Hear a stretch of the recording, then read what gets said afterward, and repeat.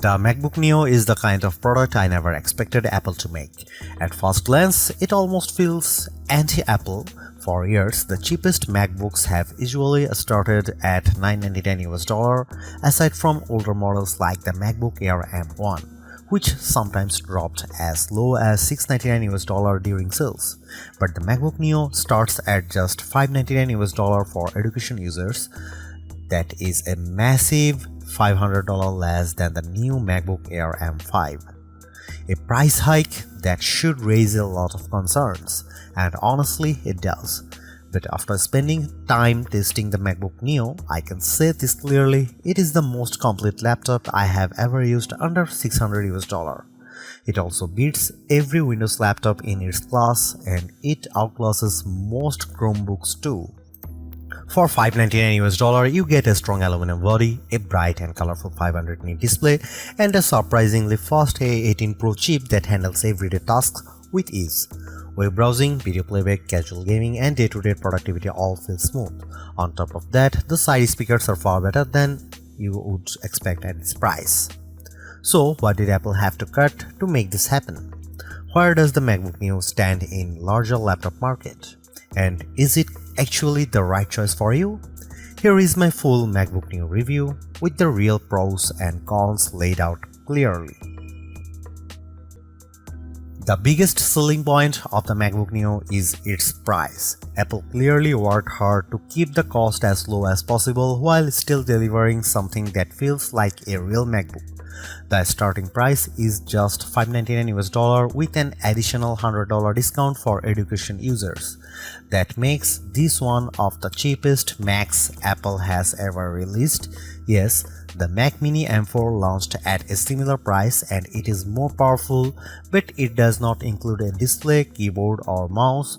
For pure out-of-the-box value, the MacBook Neo is the stronger deal. At the base price, you get a 13-inch Liquid Retina display, 8GB of unified memory, and a 256GB SSD. Power comes from the Apple A18 Pro chip, which includes a 6-core CPU and a 5-core GPU. That chip first appeared in the iPhone 16 Pro in 2024, and using an older mobile chip instead of an M series chip is one of the key reasons Apple was able to bring the MacBook Neo to market at this price. Hardware upgrades are very limited. The only major option is storage, which can be doubled to 512GB for an extra $100. Considering how expensive storage is, that actually feels reasonable. The larger storage option also adds a Touch ID button to the keyboard, which lets you unlock macOS, approve purchases with Apple Pay, and authenticate with your fingerprint. The base model does not include Touch ID. At $599, the MacBook Neo goes directly against budget favorites like the HP Chromebook Plus 15.6-inch and the Acer Aspire Go 15. That is a huge shift because it is rare to say a MacBook is competing in that exact segment. Apple's build quality and design easily outclass most of those machines.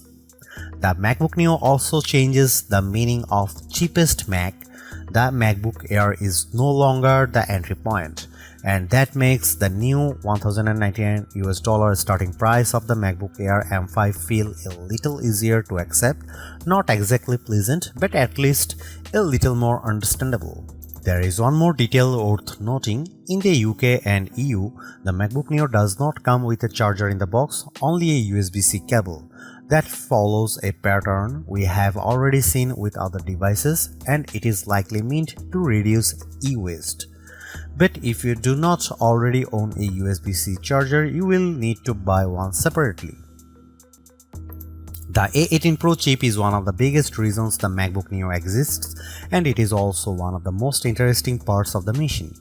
Instead of using an M series chip like other modern Macs, Apple chose the A18 Pro, the same chip that powered the iPhone 16 Pro. At first, that sounds unusual. Putting a phone chip in a laptop is not the standard approach, but the logic behind it actually makes a lot of sense. Apple has far more experience designing mobile chips than computer chips, and its high-end iPhone silicon is now extremely powerful in a low-cost laptop that may be smarter than using a weak traditional laptop chip that struggles to keep up.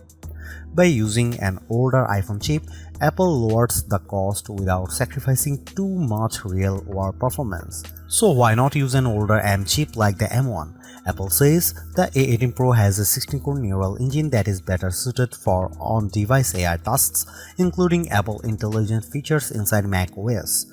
The M1 is not as capable in that area, and the A18 also benefits from faster memory that makes this choice look a lot more strategic than strange.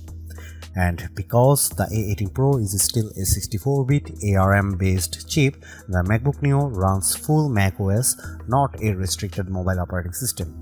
You are not stuck with iPhone apps. You can run standard Mac software just like you would on a MacBook Air, MacBook Pro, Mac Mini, or Mac Studio.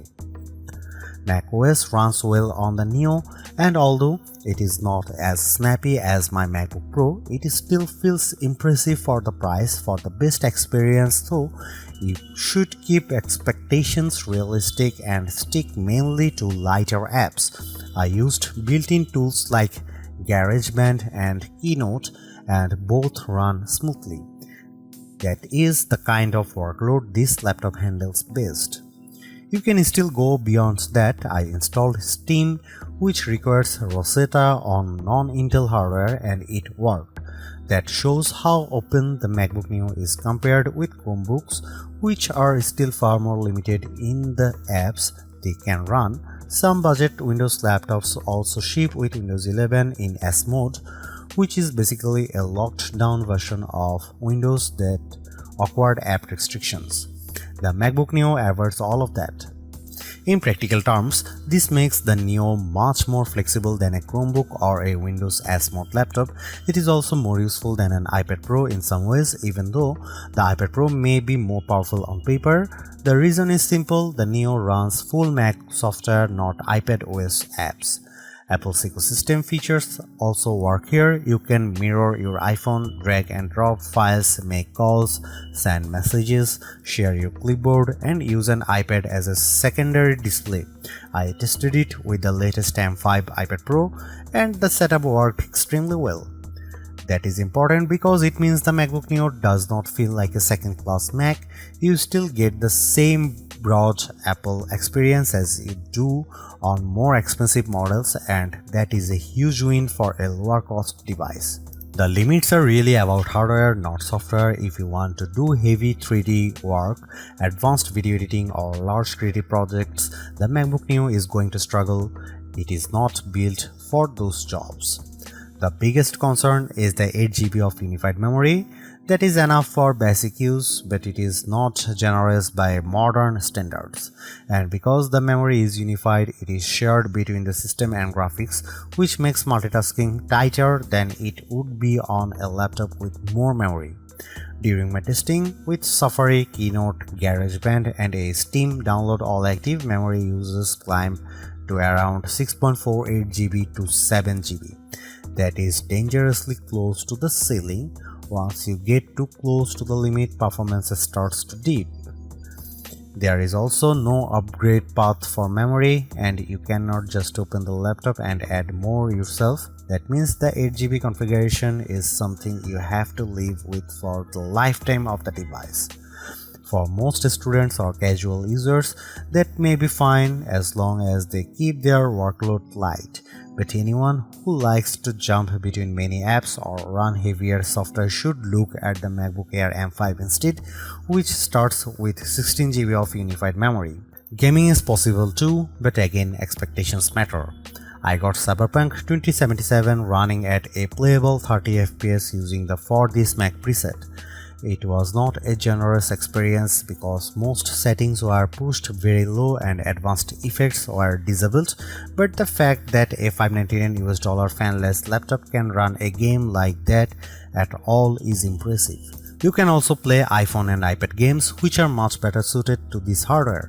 Overall, the MacBook Neo performs very well for the price. It is excellent for everyday tasks. surprisingly capable with many Mac apps and flexible enough to general use. But it is not a productivity powerhouse, and it should not be treated like one. One more advantage deserves mention: the MacBook Neo is fanless. That means it stays quiet in use, which is a major benefit over many budget Windows laptops that get noisy as soon as the system starts working harder. The MacBook Neo is the best budget laptop you can buy right now. It is true that Neo sits at the upper end of what many people would call budget, but the gap in quality between this and most Windows laptops or Chromebooks at the same price is huge. The design is premium, the display is excellent, the speakers are surprisingly strong, and the performance is more than good enough for day-to-day work. What impresses me most is that Apple did not cripple macOS just to hit a lower price. You still get the full Mac experience along with support for the broader Apple ecosystem. That makes the Neo feel like a real MacBook, not a watered-down version. Yes, there are compromises. The USB-C setup is awkward, the keyboard has no backlight, and the 8GB memory limit is restrictive, but those issues are understandable in a laptop this affordable, even if they are still disappointing. At the end of the day, Apple has made a budget MacBook that actually feels worth buying. It is not the cheapest option on the market, but it is one of the smartest.